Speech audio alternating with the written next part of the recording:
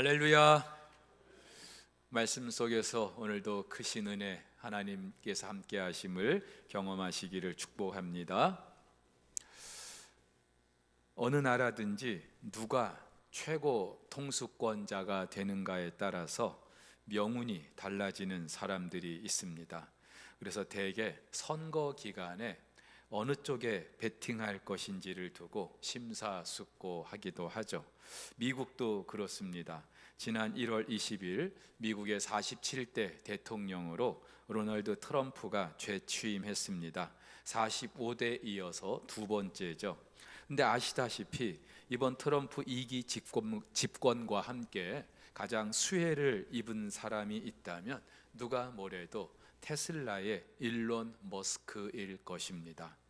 지난 대선 때 민주당의 해리스 후보와 박빙의 승부를 겨루던 때 거액의 후원금을 쾌척하면서 트럼프를 공개 지지했던 사람이 일론 머스크였습니다. 사실 모험이었습니다. 왜냐하면 여러분 표를 보시다시피 미국 내 대부분의 큰 기업들은요 민주당을 지지했어요. 파란색이 민주당인데 뭐 구글이나 엔비디아나 네노라는 미국의 기업들이 다 민주당을 지지했는데 테슬라만큼 일론 머스크는 공화당에 올인했습니다. 결과적으로 엄청난 수혜를 입게 됐는데 테슬라 주가가 엄청 올랐던 건 물론이고 또 신설 정부의 그 장관으로 임명되기도 했습니다. 여러분, 이처럼 세상에서도 힘의 기울기를 판단해서 인생을 던지는 사람들이 있습니다. 그렇다면 저와 여러분, 세상 나라와 비교할 수 없는 하나님 나라에 얼마나 승부수를 두고 있습니까? 바울이 에베소에서 전했던 메시지 하나님 나라였다는 걸 다뤘습니다. 사실 이제까지 바울이 전했던 예수가 그리스도라는 것과 다르지 않습니다. 왜냐하면 하나님 나라의 주인이 바로 예수 그리스도이기 때문이죠. 하나님 나라는 인간의 타락으로 겪게 된 모든 결핍의 상태를 회복하는 거라고 말씀드렸죠. 사탄의 통치로부터 해방하는 삶, 하나님이 통치하시는 삶, 이것이 하나님 나라입니다. 바로 이 일을 위해서 하나님께서는 그 아들 예수 그리스도를 이 땅에 보내셨습니다. 예수님께서 공생의 기간 동안에 병든 자를 고치고 귀신을 내쫓고 심지어 죽은 자를 다시 살리신 것, 내가 내다 이걸 드러내기 위해서가 아니라 당신으로 말미암아 모든 죽음의 세력, 사탄의 세력이 물러가고 참된 회복과 생명이 있을 것을 선포하시기 위함이었습니다. 그런데 예수님의 제자들과 사도들도 그랬습니다. 많은 기적을 행하였죠. 병든 자를 고치기도 하고 귀신을 내쫓기도 하고, 대표적으로 베드로는요 예루살렘 성전 앞에서 구걸하던 나면서부터 걷지 못했던 사람을 일으키기도 했습니다. 죽은 도르가를 다시 살리기도 했습니다. 자, 이후에 바울도 또 이런 비슷한 이적들을 행하게 되는데, 특별히 오늘 에베소에서는요 바울의 손수건이나 앞치마를 가져다가 병든 사람에게 얹으면 그 병이 떠나고 귀신이 떠나는 일이 있게 됐다는 겁니다. 신기하지 않습니까? 제가 만약에 아픈 분에게 제 손수건 갖다가 머리에 얹어드리면 병이 떠난다고 한번 생각해 보세요. 할렐루야죠. 그랬으면 얼마나 좋겠어요. 그렇죠? 근데 여기서 말하는 이 손수건은요 바울이 천막 만들 때 땀 닦던 그런 손수건이에요. 앞치마도 천막 만들 때 그 둘렀던 그 앞치마를, 작업용 그 치마를 말하는 겁니다. 근데 이런 손수건, 그 땀 냄새 나는 손수건, 또 그 앞치마, 그거를 갖다 얹으니까 병이 떠나고 귀신도 떠나게 됐다는 거예요. 있을 수 없는 일이죠. 그래서 오늘 본문에서도 놀라운 능력이다, 아주 스페셜한 그런 능력이다, 그렇게 말하고 있습니다. 근데 이 놀랍다는 것은 이례적이라는 거예요. 원어의 그 뜻에 따르면. 근데 중요한 거는 바울 개인이나 아니면 바울이 가진 그 손수건 앞치마에 무슨 특별한 능력이 있어서 이렇게 있었던 일이 아니라는 것이죠. 오늘 본문에서도 누가 하셨다고요? 하나님께서 행하신 일이라고요. 여기서 행하다라고 하는 이 동사는요, 성경에서 주로 신적인 행위, 창조 행위에 사용되는 그런 동사예요. 하나님이 행하신 일이라는 거죠. 물론 당시 그 에베소 사람들, 또 이 성경을 읽는 독자들에게는 그야말로 이례적일 수 있습니다. 하지만 여러분, 천지를 창조하신 하나님께 뭐가 문제이겠습니까? 하나님은 필요하다면 얼마든지 이보다 더한 일도 하실 수 있는 분인 줄 믿습니다. 자, 그렇다면 에베소에 이런 일이 있게 됐다는 거 무엇을 의미할까요? 한마디로 지금 이 에베소에도 하나님 나라가 임하게 됐다라는 것을 상징적으로 말해주는 것이죠. 병자가 고침을 받고 귀신이 쫓겨나가는 것, 악한 영을 정복하시는 하나님의 그 왕대심, 하나님의 그 통치하심을 상징적으로 말해주기 때문입니다. 당연히 이거 누가 흉내낼 수 있습니까? 당시 에베소에는요, 여기저기 돌아다니면서 귀신을 쫓아내는 일을 통해서 생계를 유지하던 사람들이 있었습니다. 오늘 본문에는 마수라는 사람들이라고 하는데, 한마디로 귀신을 내쫓는 사람들, 영어 성경에도 엑소시스트라고 그렇게 번역을 해놓고 있어요. 당연히 바울을 통해서 병이 낫고 또 귀신이 떠나는 일, 이들에게도 관심이겠죠. 그래서 이들도 바울이 전하는 그 예수의 이름을 빙자해서 귀신을 쫓아내 보려고 했습니다. 그런데 13절에 그 악귀 들린 사람들에게 명했다라고 하는데, 이 명하다라고 하는 동사가요, 명령을 하다는 게 아니라 애원하다, 부탁하다, 그런 의미예요. 그러니까 귀신 들린 사람을 딱 앞에 세워놓고 귀신님 좀 나가주세요, 이렇게 애원했다는 거예요. 나가겠습니까? 귀신이 나가겠습니까? 일례로 유대의 한 제사장 스게와의 7 아들도 이 예수의 이름으로 귀신을 쫓아내려고 합니다. 성경은 제사장이라고 합니다마는 학자들은요, 제사장을 사칭한 가짜, 이 제사장이라는 그 직분을 통해서 돈벌이하는 사람들이라고 그렇게 말합니다. 한마디로 가짜라는 거죠.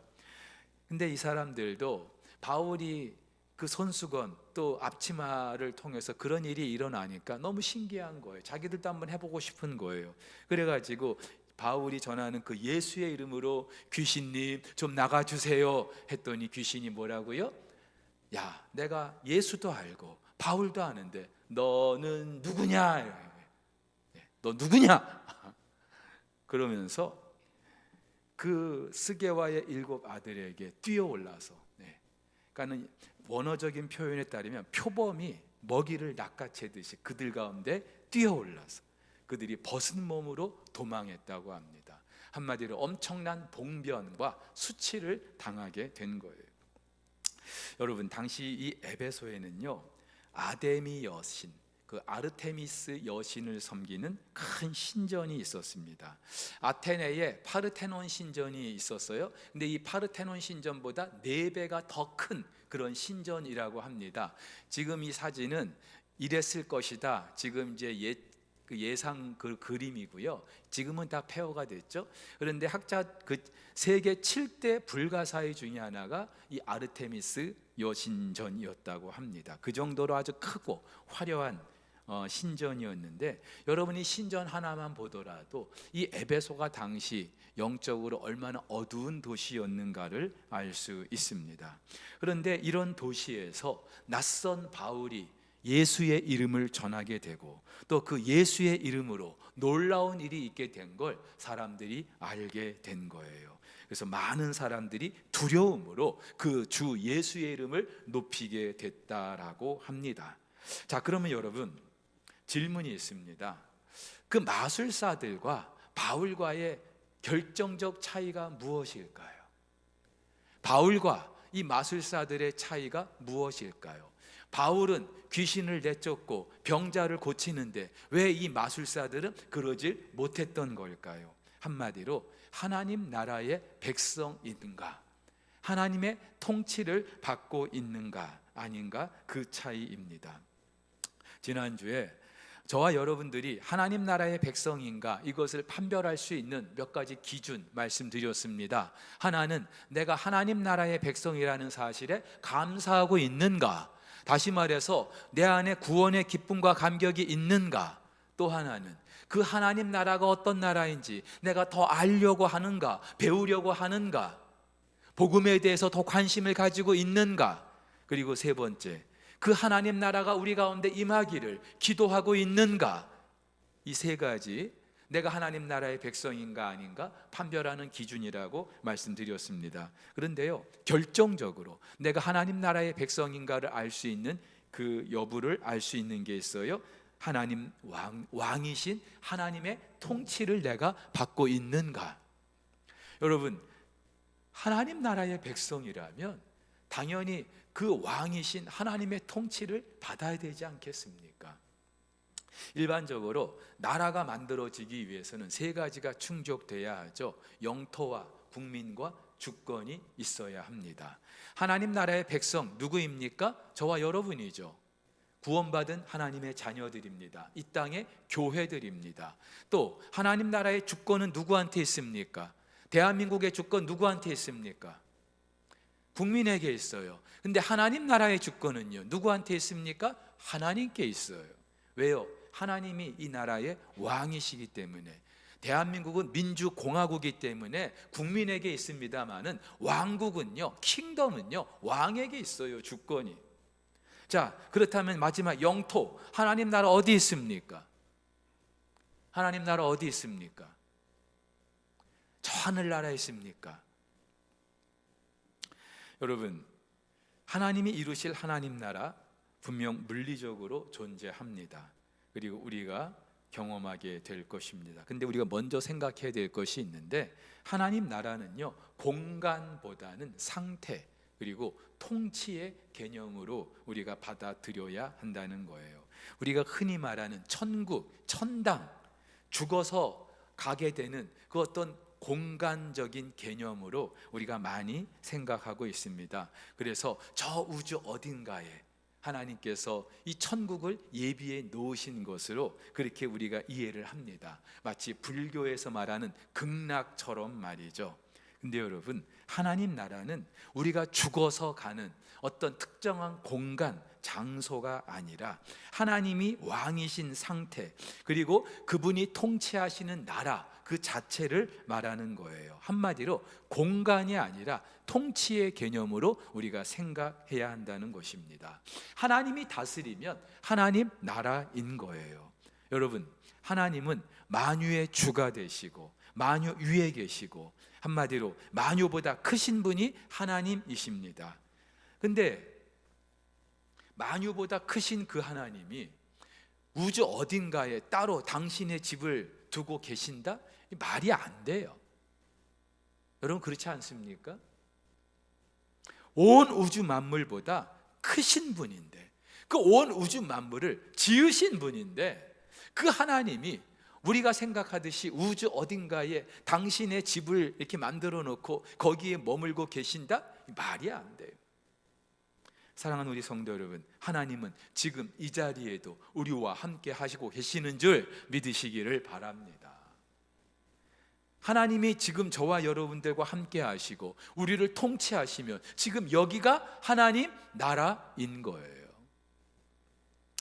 여기서 우리가 오해하지 말아야 될 것이 있습니다. 그래서 첫 번째는 하나님 나라를 지극히 어떤 물리적인 그런 개념으로 받아들이는 거예요.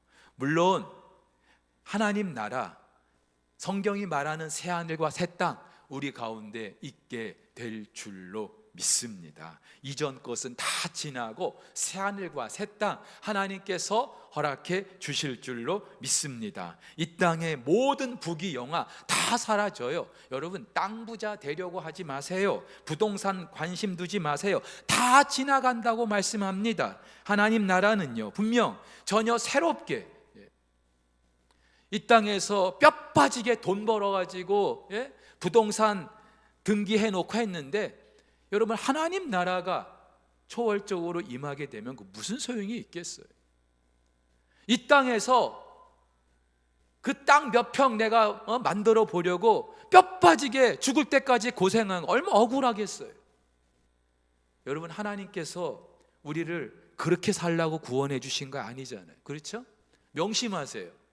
이 땅에서 여러분들이 쌓아 올리려고 하는 여러분의 그 어떤 아성, 여러분의 그 나라, 여러분 아무 의미 없어요.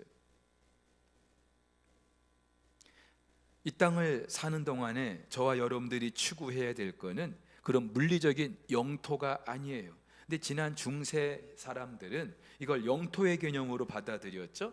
그래서 하나님 나라를 확장한다는 그런 명목으로 전쟁도 일으켰어요. 여러분 잘 아시는 십자군 전쟁이죠. 근데 역사적으로 이 십자군 전쟁이 얼마나 큰 패단이 있었는지 잘 알고 있습니다. 근데 지금도 그런 실수를 할 수 있어요. 이를테면 믿는 사람들의 숫자가 많아지면, 교회가 많아지면 하나님 나라가 그만큼 더 가까이 임하는 것처럼 착각하는 거예요. 물론 중요하죠. 김구 선생님도 경찰서 10개 세우는 것보다 교회 하나 세우는 게 더 낫다, 그렇게 말씀하셨어요.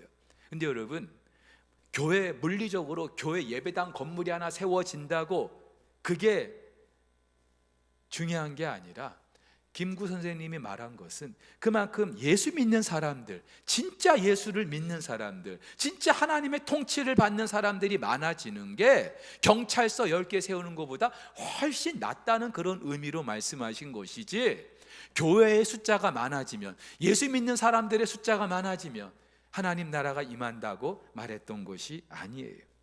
역사적으로 기독교 왕국을 꿈꿨던 중세, 우리가 생각할 때는요, 정말 신령해야 했는데, 정말 거룩해야 했는데 중세만큼 타락했던 때가 없잖아요. 우리나라도 예외가 아니에요.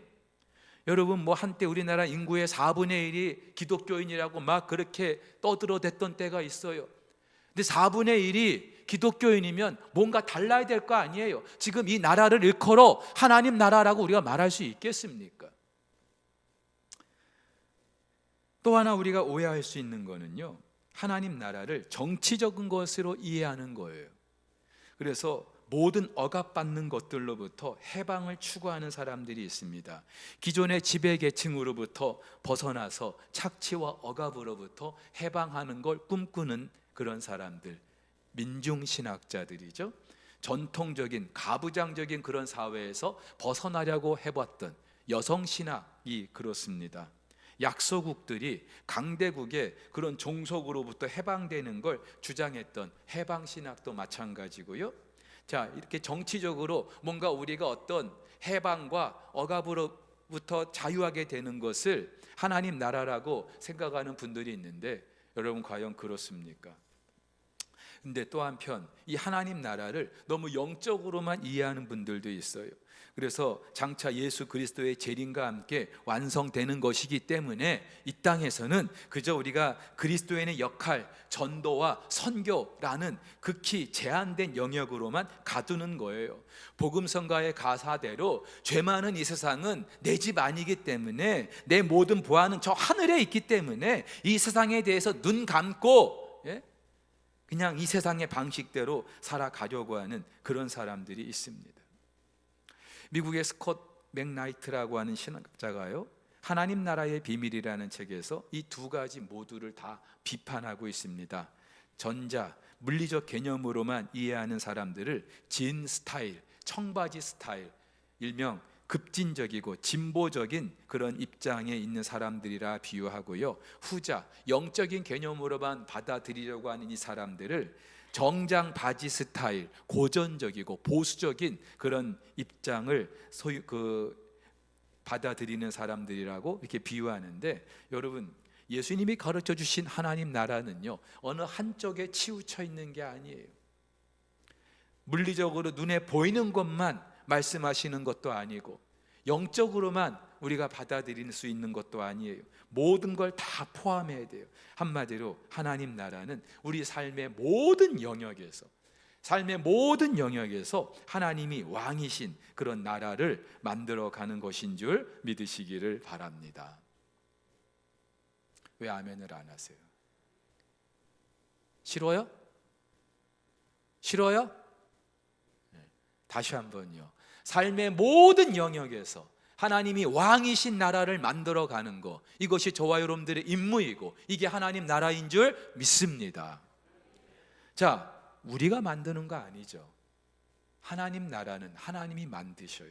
그런데 중요한 건 우리 그리스도인을 통하여 이 일을 이루시는 줄 믿습니다. 다시 말해서 저와 여러분들이 삶 속에서 하나님의 왕이심을 인정하고 그분의 통치를 받는 그 삶을 통하여 우리들의 삶의 모든 자리에서 하나님의 나라가 임하게 되는 줄 믿으시기를 바랍니다.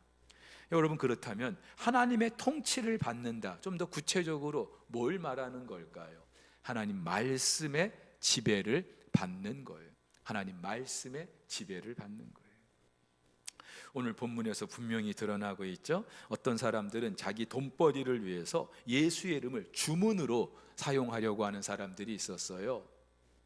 그래서 내가 예수의 이름으로 애원합니다, 귀신님 나가주세요, 돈벌이로 그렇게 예수의 이름을 이용하려고 한 사람들이 있었어요. 예수를 왕으로 모시는 게 아니라 자기 돈벌이 도구로 그렇게 사용하는 사람들이죠. 하지만 또 어떤 사람들은 정말 그 예수가 왕이심을 믿고 그 예수의 이름에 자기를 완전히 굴복하는 그런 사람들, 그분의 통치를 받는 사람들이 있었어요. 실제로 바울의 복음을 듣고 예수를 믿는 사람들, 예수를 왕으로 모시는 사람들, 자복하면서 자기의 행한 일을 회개하고 돌아서는 그런 역사가 있게 됩니다. 여러분, 예수를 왕으로 모시는 분들은요, 정말 예수가 왕이심을 믿는 사람들은요, 그렇지 않을 수가 없어요. 눈에 보이는 대통령도 그 대통령 앞에서 절절매지 않습니까? 그분이 말 한마디 하면은 예 알겠습니다 하지 않습니까? 하나님이, 예수님이 왕이시라면, 그분을 왕으로 모신다면은요, 우리는 그렇지 않을 수가 없어요. 근데 여기서 끝나는 게 아니죠. 오늘 성경을 보니까 마수라는 사람들이 책을 모아가지고 모든 사람 앞에서 불살랐다라고 말합니다. 여기서 말하는 이 마술은요, 아까 13절에서 하는 그 마술과는 좀 달라요. 13절의 마술하는 사람들은 귀신을 내쫓는 사람들, 엑소시스트였어요. 근데 여기서 이 마술은요, 그야말로 허탄한 여러 가지 잔기술로 사람들을 현혹해서 속이는, 그걸 가지고 돈벌이하는 사람들, 그야말로 마술하는 사람들이에요. 자, 이런 사람들이 지금 에베소에 많았다. 이 하나만 보더라도 지금 이 에베소가 얼마나 영적으로 타락한 곳이었는지 알 수 있죠. 근데 이들이 복음을 들었어요. 예수를 왕으로 모시게 됐어요. 그냥 입술로만 예수를 왕이라고 그렇게 고백하는 게 아니라 이들의 삶 가운데 놀라운 변화가 일어납니다. 그래서 이들이 그 마술하면서 사용했던 그 책들을 모아가지고 불사르는데요, 누가는 지금 불사르다라고 하는 이 동사를 미완료 시제를 쓰고 있습니다. 무슨 말이냐면은 계속해서 불타고 있는 거예요. 책이 얼마나 많으면 책 한두 권 그냥 불태워버리고 끝나는 게 아니라 산더미처럼 아마 그 책이 있었나 보죠. 이 마술하는 사람들이 그 마술하는 데 사용했던 그 책이에요. 이거 없으면 마술을 못하는, 어쩌면 그들의 생계에 정말로 절대적인 건데 이걸 다 모아가지고 태우는데 불이 꺼지지 않는 거예요. 또 이 책의 값을 환산을 했는데 오늘 누가는 은 5만이다. 여기서 말하는 은의 단위는 당시 그 노동자의 하루 품삯 한 드라크마를 말해요. 여러분, 그러면 은이 5만 드라크마면은 이게 도대체 얼마나 가치가 있는 걸까요? 노동자가 1년 365일 하루도 쉬지 않고 137년 동안 모아야 만질 수 있는 돈이에요. 여러분들은 이 정도 다 집에 있나 보죠? 껌값인가 보죠? 엄청난 돈이죠. 근데 이 사람들이 그 은 5만이 눈앞에서 지금 불타고 있는데 아까워하지 않아요. 완전히 과거의 자기들의 삶과 단절했다는 걸 말하는 거죠. 자기들을 정체도 알 수 없는 그런 어두운 곳으로 몰고 가던 그 악의 세력으로부터 이제는 벗어나서, 이제는 떠나서 생명의 주 예수 그리스도 앞에 이들이 무릎을 꿇고 그분의 통치를 받기로 하는 거예요. 한마디로 참된 회심이 지금 이 에베소에 일어나고 있는 것입니다. 여러분, 참된 회심은요, 그냥 내 눈물 조금 흘리고 입술로 예수님 잘못했습니다, 이게 아니고요, 정말 예수께서 내 삶의 주인이 되신다면, 왕이 되신다면 저와 여러분들의 삶에 이런 놀라운 변화가 있게 되는 줄 믿습니다. 여러분, 여기서 알 수 있는 게 있죠. 하나님 나라의 백성인가 아닌가 어떻게 알 수 있다고요? 내가 하나님의 통치를 받는가, 다시 말해서 왕이신 하나님의 말씀의 지배를 받고 사는가. 이 세상의 가치관과 이 세상의 어떤 지배 방식이 아니라 하나님 말씀에 순종하는 사람들, 이들이 하나님 나라의 백성인 줄 믿습니다. 그리고 이들의 삶을 통하여서 하나님의 능력이 나타나는 거예요. 하나님의 그 능력 이용하려고 하는 자가 아니라 그 하나님 말씀에 내가 무릎 꿇고 그 하나님을 왕으로 통치를 받는 그 사람들의 삶을 통하여 이런 하나님의 능력이 나타나게 되는 줄 믿습니다. 여기서 말하는 이 능력, 우리는 무조건 병이 낫고 귀신이 쫓겨나가는 눈에 보이는 이 현상적인 것만 급급해합니다마는, 사실은요, 진짜 능력은 그동안 나를 사로잡고 있었던 모든 악의 세력들, 모든 허탄한 것들, 말씀드렸잖아요. 사탄은요, 우리 것을 도둑질하고 죽이고 멸망시키는 그런 존재예요. 근데 그 사탄의 세력으로부터 벗어나서 우리의 눈과 귀를 가리고 있었던 그 오만으로부터 벗어나서 내가 하나님 말씀 앞에 무릎을 꿇고 그분 앞에 엎드릴 때, 그분으로부터 참된 자유와 평안을 누리게 될 때, 이것이 참된 부흥이고 그곳에 하나님 나라가 임하는 줄 믿으시기를 바랍니다. 물론 사탄이 가만히 있지 않겠죠. 그동안 자기 수하에 있었는데, 내가 통치하고 있었는데 내 통치를 벗어나서 하나님의 통치를 받는다, 가만히 보고만 있을 수 없겠죠. 그래서 물론 그러나 사탄은 하나님을 대적할 수 없어요. 이길 수 없어요. 그러나 할 수 있는 게 있죠. 위협할 수는 있죠. 공격할 수는 있어요. 너 그러다가는 너 쫄딱 망해, 너 그러다가는 죽어, 그러면서 계속 우리를 위협하는 거예요. 하나님 말씀의 지배를 받는 그 삶이, 그렇게 내가 순종하며 살다 보면은 망할 것 같고 죽을 것 같고 손해볼 것 같고, 그래서 오늘도 많은 그리스도인들이 둘 사이에서 갈등해요. 내가 여기 머물러야 할까, 아니면 여기에 내가 발을 붙여야 될까, 왔다 갔다 하는 거예요. 마치 바알과 여호와 하나님 그 사이에서 머뭇거리고 있는 갈멜산 위에 이스라엘 백성들처럼 말이죠. 여러분, 그날 그 갈멜산 위에 이스라엘 백성들, 엘리야가 너희는 왜 머뭇거리고 있느냐, 그렇게 야단을 치죠. 왜 그랬을까요? 왜 머뭇거렸을까요? 아합이 시퍼렇게 자기들을 지켜보고 있거든요.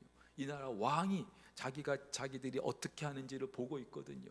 이세벨이 하나님의 선지자들을 잡아다가 죽이고 있거든요. 괜히 잘못 보였다가 우리도 뭐 죽을 것 같이 겁이 나서 그랬을 수 있습니다. 아니면은 여호와도 섬기고 바알도 섬기고 좋은 게 좋은 거죠.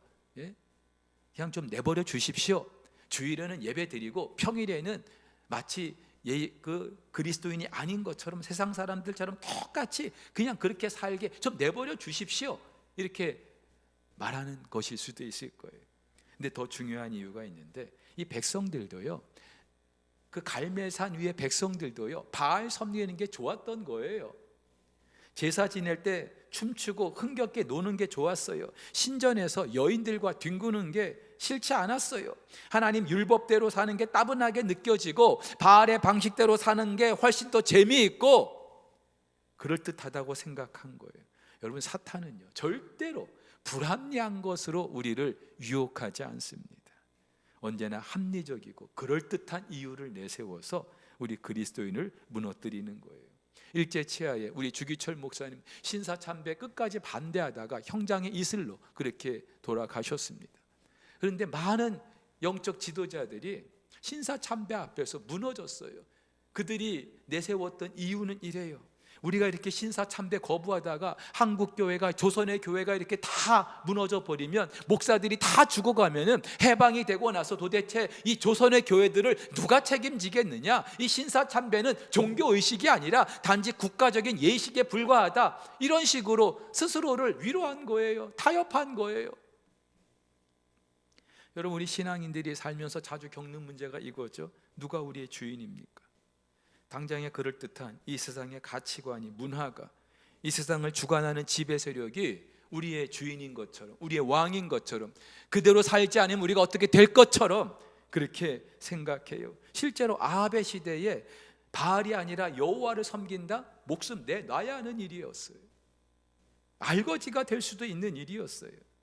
여러분, 지금도 마찬가지예요. 하나님 말씀대로 살고자 할 때 어쩌면은 손해볼 수 있어요.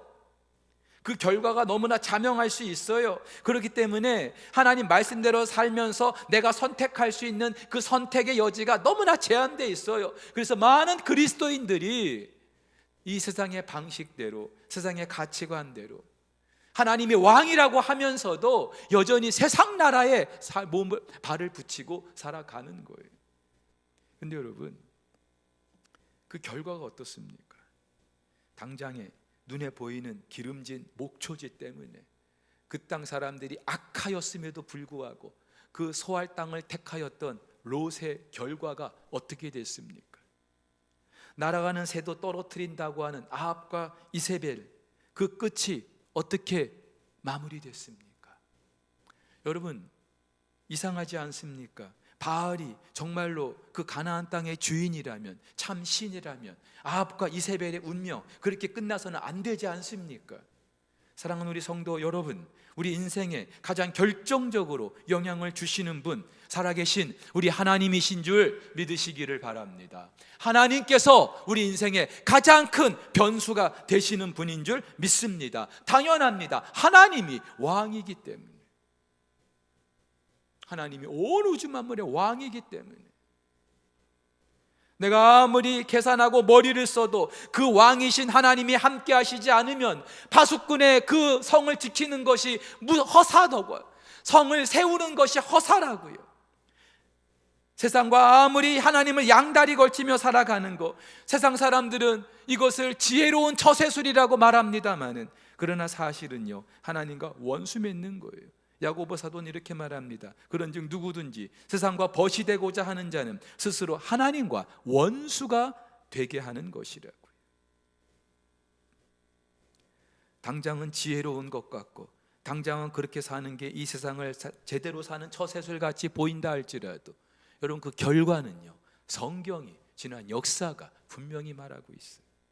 자, 그렇다면 이스라엘 백성들이 왜 그때 그렇게 바알에게 넘어갈 수밖에 없었을까요? 하나님의 선지자들이 활동을 할 수 없었던 거예요. 한마디로 하나님 말씀을 들을 수 없었던 거예요. 하나님의 선지자들을 있는 족족 잡아다가 죽이는데, 그래서 오바댜라는 사람이 그 하나님의 선지자 100명을 따로 숨겨가지고 동굴 속에 숨겨서 50명씩 나눠가지고 그렇게 물과 떡을 갖다 주면서 그렇게 살렸던, 한마디로 하나님의 선지자들이 제대로 활동할 수 없었던 그런 시대, 하나님의 말씀을 들을 수 없었던 그런 시대. 여러분, 오늘도 마찬가지예요. 이 세상을 보는 눈, 한순간에 생기지 않아요. 없던 그 안목이, 신앙의 안목이 어느 날 갑자기 생기는 게 아니에요. 우리가 평상시 꾸준히 하나님 말씀을 가까이 해야만 비로소 저와 여러분들이 하나님을 왕으로 모시게 되고 이 세상을 보는 눈이 달라지게 되는 줄 믿으시기를 바랍니다. 결정적으로 내가 뭔가를 선택해야 할 때 옳고 그름이 무엇인지, 그때 우리가 제대로 선택할 수 있는 그 힘은 지금 평상시에 내가 얼마나 하나님 말씀의 지배를 받고 살아가는가, 여기서 결정되는 거예요. 여러분들이 주일날 한번 예배 드리고 말씀을 듣는 거, 많은 날들 중에 한 번일 수 있어요. 오늘 예배 못 드리면, 오늘 말씀 못 드리면 다음에 하면 되지, 그렇게 생각할 수 있어요. 별거 아닌 것처럼 생각할 수 있어요. 오늘 내가 한번 엎드려 기도하는 거, 내가 많이 기도하는 그 날들 중에 하나이기 때문에 오늘 한번 기도 안 한다고 큰일이 일어나지 않을 수도 있어요. 하지만 여러분, 이것이, 이 한 번이 쌓이고 쌓일 때 놀라운 역사가 일어나게 되는 줄 믿습니다. 세상을 볼 줄 아는 그 안목, 내가 하나님 나라의 백성으로 살아가게 되는 그 안목, 세상을 거슬러 올라갈 수 있는 그 능력은 계속해서 매일같이 은혜를 공급받을 때 저와 여러분들에게 주어지는 것인 줄 믿으시기를 바랍니다. 어쩌다 한번 은혜 받았다고 될 일이 아니에요. 여러분, 이 에베소 사람들도 보세요. 에베소의 그리스도인들도 두란노 서원에서 2년 동안 날마다 그 뜨거운 한낮에 하나님의 말씀을 배우고 또 익히면서 이런 하나님 나라의 백성으로 그들이 살아갈 수 있었던 것이죠. 최초의 흑인 홈런왕 행크 에런은요, 이렇게 말합니다. 매일 정신이 아득할 정도로 많은 시간의 연습을 쏟고 나면 이상한 능력이 생긴다. 다른 선수들에게는 없는 능력이 생기는 것이다. 예를 들면 투수가 공을 던지기 전부터 그 공이 커브냐 직구냐 알 수 있게 된다. 그리고 날아오는 공이 수박 덩어리처럼 크게 보인다. 여러분, 운동 잘하는 선수들은요, 이유가 있어요. 타고난 것도 있지만 운동 잘하는 선수들은요, 매일 정말 연습을 게을리하지 않아요. 영화 바람의 파이터 실제 인물이기도 하고 극진 가라테로 알려진 최배달, 생전에 이런 말을 했다고 하죠. 1,000일의 연습을 단이라 하고 1만 일의 연습을 연이라 한다.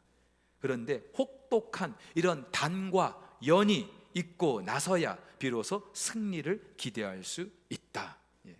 승리는 끊임없는 연습과 단련의 결과라는 것이죠. 사랑하는 우리 성도 여러분, 결정적인 순간 어느 편에 설 것인지 그때 가서 내가 결정하면 되죠.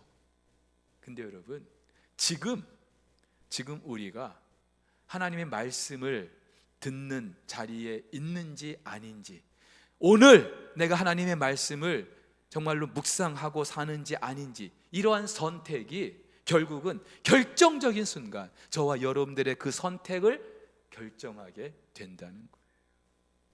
별거 아닌 것 같은 그런 오늘 하루의 선택이 결정적인 우리 인생을 가져오게 한다는 것이죠. 사랑하는 우리 성도 여러분, 하나님 말씀에 순종하는 것이 요즘 같은 디지털 시대, 아니 AI 시대에 그야말로 캐캐묵은 아날로그 같은 그런 삶일 수 있어요. 하지만 여러분, 어쩌겠어요. 인생의 주관자가, 인생의 왕이, 온 우주 만물의 왕이 하나님이시라면 어떡하겠어요. 우리는 그 하나님 말씀 앞에 무릎을 꿇고 그 말씀 앞에 내 운명을 올인하는 그런 저와 여러분 될 수 있기를 축복합니다.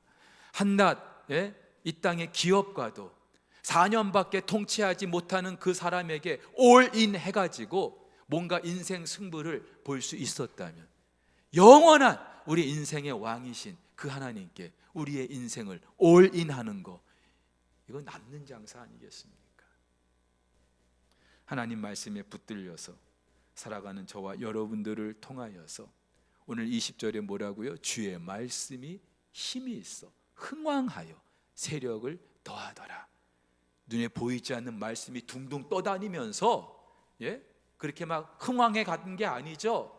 주의 말씀이 흥왕하여 세력을 얻었다라고 하는 것은 주의 말씀의 지배를 받은, 주의 말씀의 통치를 받는 그 사람들을 통하여서 그 삶이 달라지게 된 것을, 세상이 달라지게 된 것을 말하는 것이죠. 이것이 하나님 나라인 줄 믿습니다. 저와 여러분들의 삶 속에서 이런 은혜가 있기를 예수님의 이름으로 축복합니다. 함께 우리